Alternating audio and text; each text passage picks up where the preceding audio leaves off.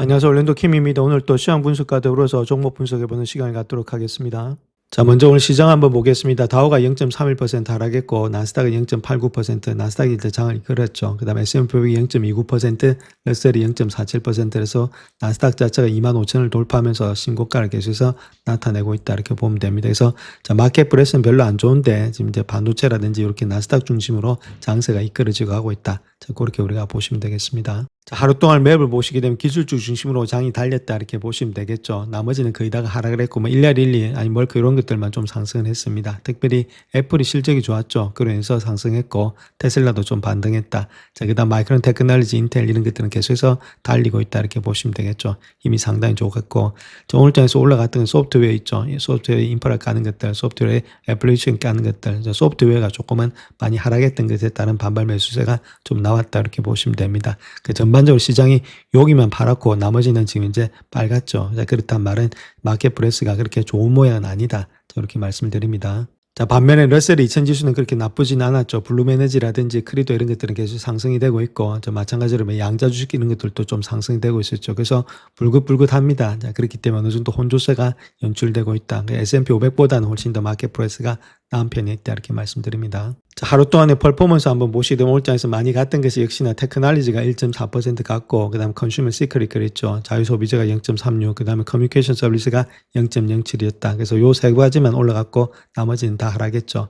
그러니까 11개 섹터 중에서 지금 이제 세 가지만 달리고 있다는 겁니다. 즉 말해서 8가지는 다 마이너스라는 이야기가 되겠죠. 자, 그만큼 조금은 힘이 약하다. 기술주만 지금 치중해서 지금 장을 이끌고 가고 있다 이렇게 보면 됩니다. 그렇기 때문에 이런 것들도 나중에 순환매가 돌면서 이쪽으로 일단 와야만이 hun기가 도는데 아직까지 그런 모양은 나타나지 않고 있다 이렇게 말씀드립니다. 서울 유가 한번 보겠습니다. 브렌트유 같은 경우는 1.66% 하락한 $109 기록하고 있다 이렇게 보시면 되겠고 US 오일이 있죠. 크루드 오일 같은 경우에 있어서는 $102 정도 기록하고 있다 이렇게 보시면 됩니다. 그런 가운데 있기 때문에 아직까지 유가를 통해서 우리가 어떤 것들을 실마리는 알 수가 없겠죠. 요번 또 주일날 아니면 또 요번 주말에 어떻게 또 형성이 될지 좀 기대가 되고 있는데 좀 빨리 돼서 좀 풀어줘야 되는데 그렇지 않으면은 시간대로 간다. 그렇게 했을 때는 소비자라든지 그런 때에 지갑이 다칠 수 있으니까 지갑이 다친다는 말은 기업 이익이 또 하락될 수 있으니까 그런 것도 좀 우려가 되고 있는 상황이 있죠. 그래서 하루 속기 일단은 빨리 이들이 없어져야만이 주가는 더 달릴 수가 있는데 좀 더 지켜봐야 될 때다. 이렇게 말씀을 드립니다. 자, 그래서 다우지수 보게 되면 다우지수는 직전 고점을 돌파하지 못하고 있죠. 이렇게 유가 때문에 그렇다 이렇게 보시면 됩니다. 아무래도 다우에는 유가가 많이 반영되고 있으니까 그런 가운데 있고 나스닥은 뭐 신고가를 치면서 가고 있죠. 지금 24,000대를 돌파하면서 25,000대까지 신고가를 하면서 가고 있다. 자, 기술주는 아무래도 지금 유가하고는 좀 다르죠. 그런 것들이 있기 때문에 주가는 달릴 수 있는데 눌림도 받을 수 있습니다. 자, 그럼에도 불구하고 있는 분들은 들고 가시되 없는 분들은 포모에 싸지 마시고 또 기회가 오니까 그럴 때 내려갈 때 잡는 것이 바람직하지 않겠나 그렇게 보여집니다. 자, 지금 이제 S&P 500 지수도 마찬가지로 좀 많이 올라가서 7,200대를 돌파하고 있는데 조정은 또 있을 수도 있습니다. 그렇기 때문에 그 조정을 두려워하지 마시고 조정이 나올 때는 좀 매수 관점에서 접근하시고 있는 분들은 들고 가자 이렇게 말씀드렸죠. 러셀도 계속 상승되는 그런 모양이 있다. 전반적으로 시장이 러셀하고 지금 이제 나스닥이 주를 이루고 있다 이렇게 보시면 되겠습니다. 자, 반도체 지수 한번 보겠습니다. 삭스 지수 마찬가지죠. 제가 누차 말씀드렸듯이 한번 내려온 다음에 다시 바로 반등해버리죠. V자 반등. 그러니까 이게 숏쳐가지고 될 게 아닙니다. 주가 이렇게 강하게 올라갈 때는 조정이 훨씬 더 짧다 이렇게 보시면 됩니다. 올라가서 조정이 짧을 수밖에 없겠죠. 계속 매수세가 들어오니까. 자, 그런 가운데 여기서 숏을 치려면 내려갈 때 이렇게 많이 먹어야 되는데 먹지를 못하고 바로 일단 급반등 되면은 계속해서 손절만 땡긴다는 겁니다. 그렇게 하지 마시고 자, 이런 것들은 내려올 때 매수 관점에서 항상 접근하는 방법이 필요하다. 주가가 많이 올라갔다는 말은 조정이 짧다는 이야기지 이게 조정이 길다는 이야기가 아닙니다. 자, 많이 올라가서 사람들의 매수세가 많아서 잠깐 쉰다는 거지 확 쉰다는 게 아니죠. 대부분으로 이렇게 많이 올라가면은 산이 높으니까 골도 깊다 그렇게 이야기를 하고 있는데 산이 높으면은 골이 깊은 게 별로 없습니다. 실질적으로 주식을 하다 보면은 자, 그런 가운데 이렇게 주가가 올라갔죠. 올라갔을 때는 짧게 조정하고 다시금 올라간다는 거죠. 주가가 내려갈 때, 자, 그럴 때가 주가가 더 많이 내려가는 거지 올라가고 있는 주식이 아무래도 일단 조정이 그렇게 많지는 않다. 계속해서 매수세가 들어오기 때문에 그래서 이런 것들은 지금 저가 매수해서 우리가 해야지 이걸 매도로 관점에서 접근해서는 안 된다. 이렇게 말씀드립니다.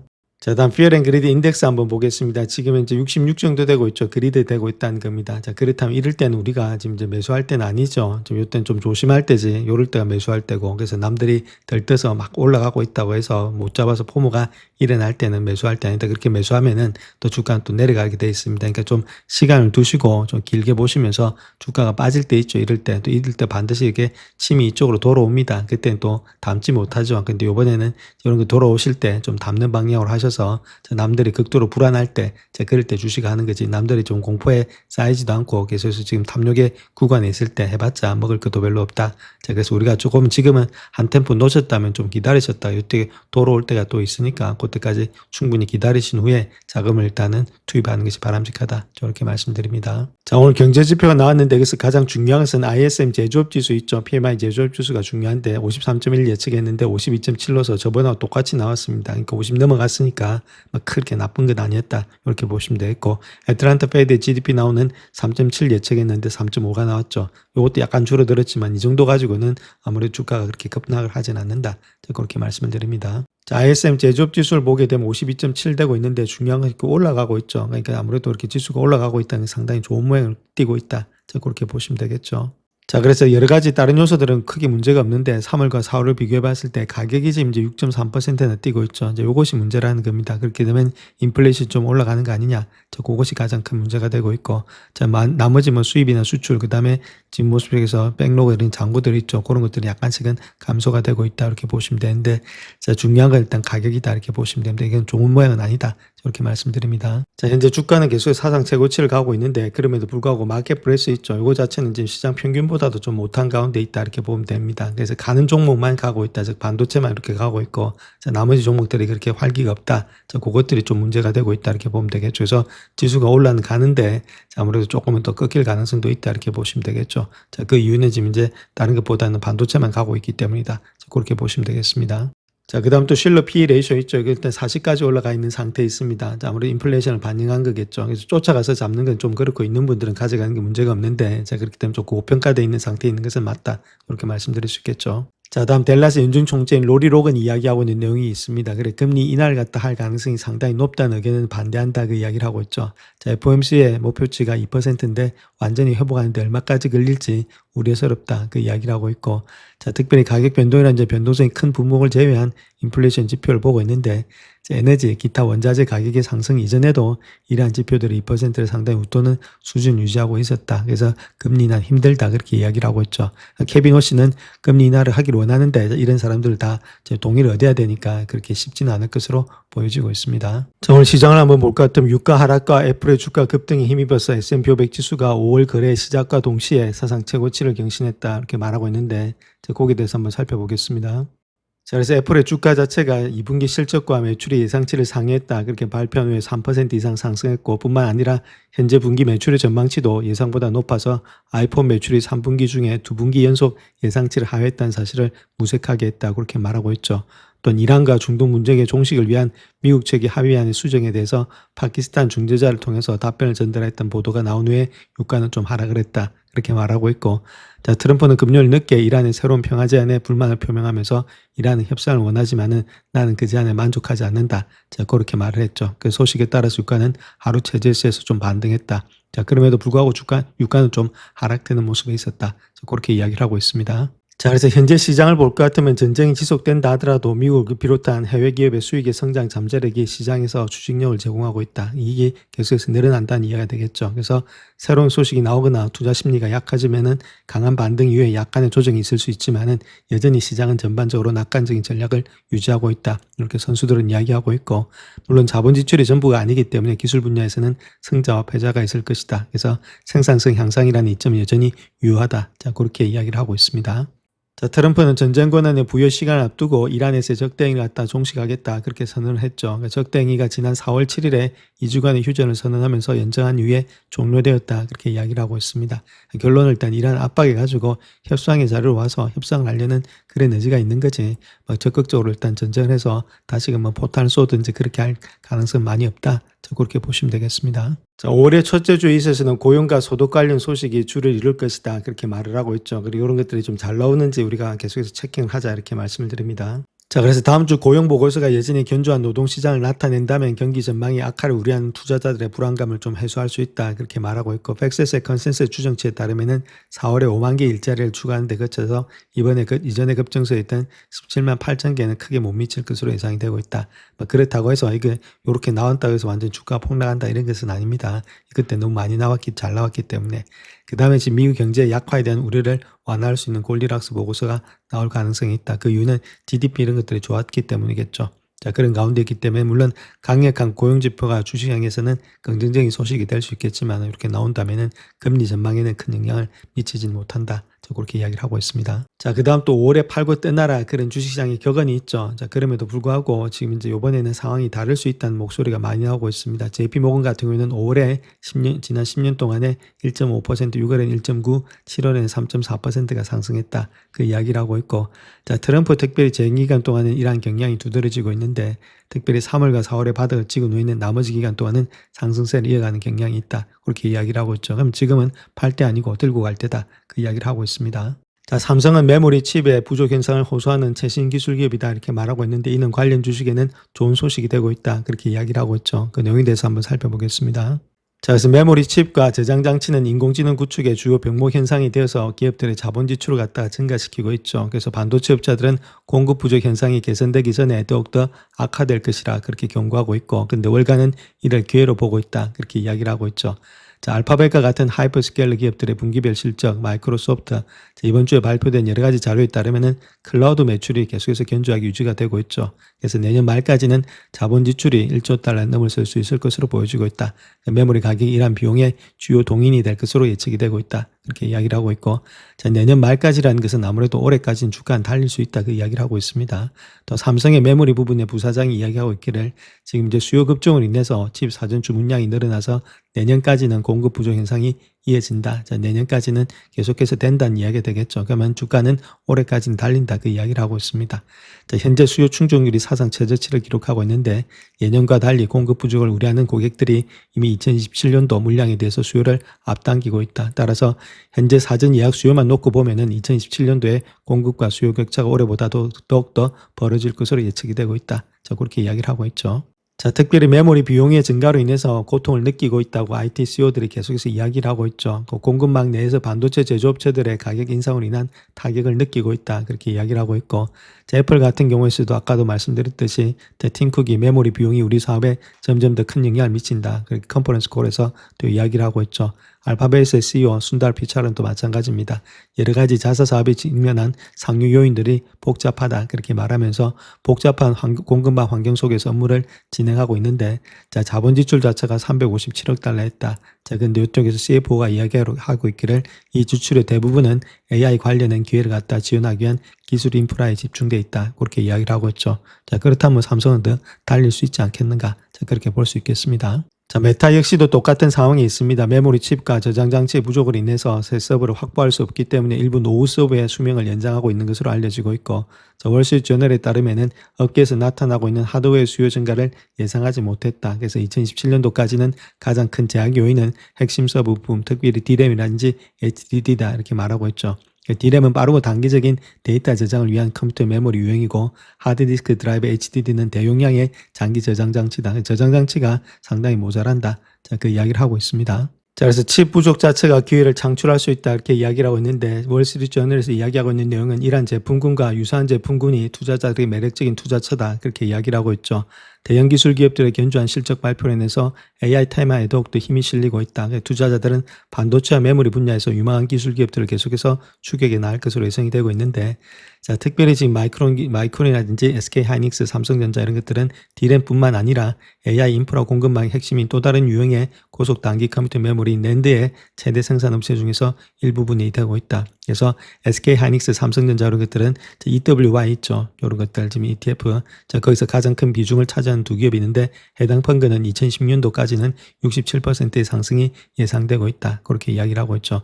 주가는 더 달릴 수 있다. 그 이야기를 하고 있습니다. 자, 또한 낸드 제조업체 샌디스크도 마찬가지입니다. 요번에 EPS를 발표했는데 23.41달러라는 예상치를 크게 웃도는 수치가 되고 있죠. 월가의 찬사를 받았는데 번스타인 같은 경우는 엄청나게 높은 평균 판매 가격에 크게 감탄했다. 이러한 가격이 이제는 확정되고 있다. 이렇게 평가되고 있고, 자, 매출은 평균 판매 가격이 전 분기 대비해서 무려 140%가 급등한 데 힘입어서 97%가 증가한 59억 5천만 달러가 되고 있다. 컨센서스가 47억 2천만 달러 대비해서 엄청나게 많이 비트를 했죠. 출하량이 10% 후반대로 감소하면서 이를 다소 상쇄되고 있는데, 자, EPS는 23.41달러로서 당사 분석가와 컨센서스 그리고 낙관적인 전망치를 모두 상회했다, 그렇게 말을 하고 있습니다.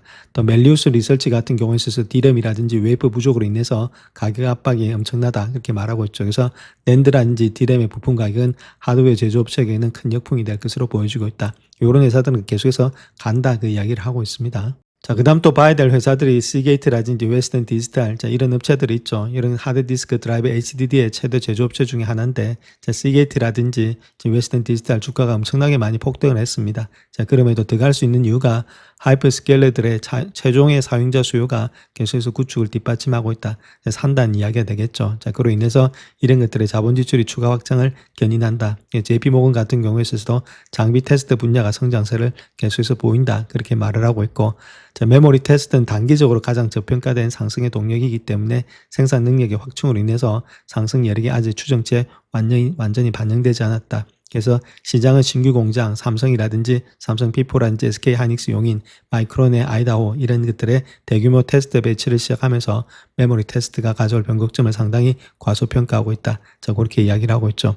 자, 그런 가운데 있기 때문에 아무래도 지금 수요가 많이 딸린다는 겁니다. 결론적으로 이야기해서 수요는 많은데 공급이 많이 딸리니까 주가는 갈 수밖에 없다, 그 이야기를 하고 있죠. 자, 그래서 그러한 종목들을 갖다 ETF로 구성한 것이 지금 D램입니다. D램. 자, 이런 것들이 지금 40불대를 기록하고 있는데, 자, 이런 ETF는 만약에 좀 떨어진다면은 잡아서 길게 보시면서 들고 가는 전략들이 돼야 되지 않겠는가, 연말까지. 자, 그렇게 보여집니다. 자, 그래서 D램이라는 ETF가 있죠. 저번에도 다 말씀을 드렸는데, 저 이런 종목들은 아무래도 조금 담아서 이런 ETF는 좀 길게 보시면서 들고 가야 되지 않겠나, 그렇게 보여지고 있습니다. 이름이 D램입니다.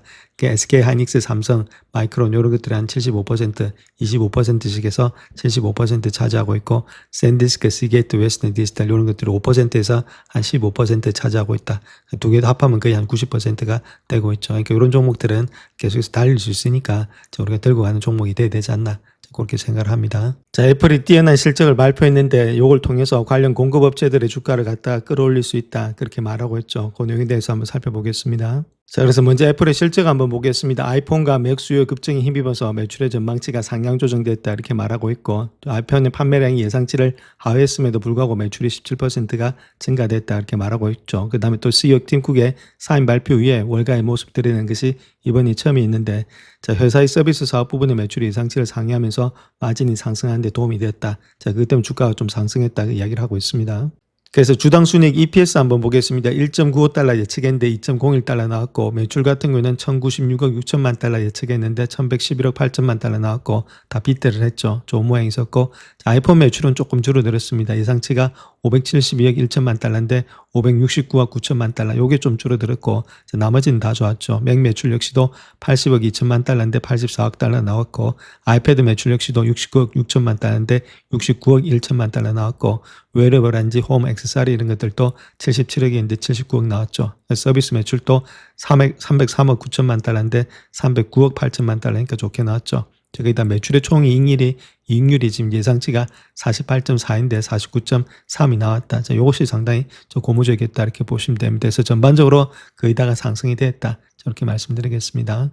자, 그 다음 또 팀쿡 CEO가 이야기했던 내용이 견조한 매출 전망과 함께 메모리 부족 현상이 쉽게 사라지지 않을 것이다. 그 메모리 업체들의 주가는 계속 간다, 그 이야기를 하고 있죠. 그래서 12월 분기 영향은 미미했지만은 3월 분기에는 상당히 타격이 있을 것이다, 그렇게 말을 하고 있고, 이번 분기에는 메모리 비용이 상당히 상승할 것으로 예상이 되고 있다. 그래서 메모리 비용이 상승 자체가 아무래도 사업에 미친 영향이 점점 더 커질 것으로 예상이 되고 있다. 그래서 다양한 방안을 검토할 것이다, 이렇게 말하고 있죠. 아무래도 비용이 상승하는 데다가, 자, 아무래도 비용 상승과 더불어서 영향력이 더 커진다. 자, 그렇다면 메모리 쪽은 계속해서 우리가 상승할 수 있다, 그걸 어렴풋이 알 수가 있겠습니다. 자, 애플의 실적이 좋았기 때문에 2분기 실적이 매우 좋았죠. 자, 그로 인해서 M7과 관련된 여러 가지 기술주에 긍정적인 영향을 미칠 건데, 자, 그 회사들을 보게 되면은 시러스 로직, 자, 그다음 코르보라든지 체바, 그리고 무선 네트워킹 서비스 업체인 스카이웍스 솔루션, 이런 것들이 제조업체가 아무래도 성장세로부터 이익을 얻을 것이다. 아이폰의 제조업체니까, 자, 그런 것들을 한번 우리가 봐야 된다. 그 이야기를 하고 있죠. 특별히 이 회사들의 성장은 아이폰에 대한 견조한 수요에 힘입어서 부분적으로 이루어졌다. 그래서 곡경이 및 사업 관련 기업들의 주가가 상승을 갖다 견인할 가능성이 높다. 그 이야기를 하고 있습니다. 자, 그래서 시러스 같은 경우는 매출의 90% 이상이 아이폰에 집중되어 있기 때문에 아이폰 프로 모델의 콘텐츠 비중이 높아서 전반적인 아이폰 강세로 인한 추가적인 수익 증대 여력이 있다. 자, 그렇게 말하고 있고, 또 아이폰의 수요 강세, 모뎀 전환, 자, 이런 것들을 통해서 사이타임이라든지 세바잉크 이런 것들을 통해서 아무래도 긍정적인 영향을 미칠 것으로 보여지고 있다. 자, 아이폰의 수요는 소켓 손실의 위험에도 불구하고 자, 스카이웍스나 코보 이런 것들의 매출의 달성을 뒷받침할 것으로 보여지고 있다. 이렇게 말하고 있죠. 그래서 이런 회사들은 우리가 아이폰하고 관련돼 있으니까 좀 봐야 될 회사들이다. 자, 그렇게 이야기를 하고 있습니다. 애플은 아이폰 판매로 570억 달러의 매출을 올렸는데 다른 것보다는 지금 이제 예상치보다는 조금 더 아까 보신 것처럼 약간 미치지 못했죠. 자, 그럼에도 불구하고 첨단 노드의 용량 제약으로 인한 결과라는 점에서 견조한 실적이 되고 있다. 저 그렇게 이야기를 하고 있습니다. 그래서 이런 것들을 주식들을 한번 우리가 체킹을 해야 될 때다. 그렇게 말씀드리겠습니다. 자, 또 샌디스크에서 대대적인 변화가 진행 중인데 이로 인해서 주가가 더욱더 상승할 수 있다. 그렇게 전망을 하고 있죠. 새로운 장기 계약을 통해서 하이퍼스케일러 업체들이 메모리에 대해서 높은 가격을 지불할 의향이 있음을 보여주는 신호가 되고 있다. 또한 이러한 계약은 샌디스크의 수익 변동성을 갖다 줄여줄 것이다. 저 그렇게 이야기를 하고 있습니다. 그래서 그 내용에 대해서 한번 살펴보겠습니다. 자, 그래서 샌디스크는 지금 확고한 재정적 약속을 수년간의 고객과 체결하는 새로운 비즈니스 모델로 전환하고 있다. 이렇게 말하고 있고 3월 분기에 체결한 3건의 고객 계약을 통해서 최소 420억 달러의 매출을 올릴 것으로 예상이 되고 있다. 자, 새로운 계약들은 가격의 변동성을 줄이고 지속적인 수익 증대를 가져오면서 80%의 총 마진율을 유지하는 데 도움이 될 것이다. 자, 그렇게 현재로서는 예상하고 있습니다. 자, 그래서 번스타인 같은 경우에 있어서는 새로운 계약 자체가 장기적인 안정성을 갖다 확보해 줄 것이다. 그렇게 말하고 있고 수요 약정과 낮은 경기 변동성 이런 것들이 샌디스크가 단 한 분기가 아닌 더 긴 기간 동안의 매력적인 경제성을 확보하는 데 도움이 된다. 자, 그렇게 이야기를 하고 있고 또 메모리 사이클 전반에 걸쳐서 마진을 일정하게 유지할 수 있다. 이런 점 자체가 특정 분기에 높은 평균 판매 가격으로 이익을 얻는 것보다 더 중요하다. 자, 그렇게 이야기를 하고 있죠. 그래서 지금 체결된 5건의 계약은 다음 회계년도에 메모리 수요의 3분의 1 이상을 차지하고 있고 계약 기간은 다양하지만 가장 긴 계약이 5년이다. 그렇게 이야기를 하고 있습니다. 그래서 이러한 거래가 향후 가격의 변동성을 크게 줄이고 장기적으로 지속적이고 구조적으로 더 높은 수익으로 이어질 거다. 자, 그렇게 이야기를 하고 있죠. 자, 그런 가운데 있기 때문에 지금 목표 주가를 1,700달러로 상향 조정했다. 자, 그렇게 이야기를 하고 있습니다. 자, 그만큼의 주가 자체가 올라갈 여력이 많이 있다. 그 이야기를 하고 있죠. 자, 다음 빅테크 기업들이 인공지능에 전례 없이 투자는 하고 있지만은 실제로 이를 제대로 활용하는 기업은 단 하나밖에 없다. 자, 그렇게 이야기를 하고 있는데, 자, 그 내용에 대해서도 한번 살펴보겠습니다. 자, 현재 빅테크들의 기업들의 실적 발표 시정 규칙이 좀 바뀌고 있다. 그 이야기를 하고 있죠. 예상치를 뛰어넘고 좋은 전망을 제시한다 하더라도 이것만으로 충분치가 않다.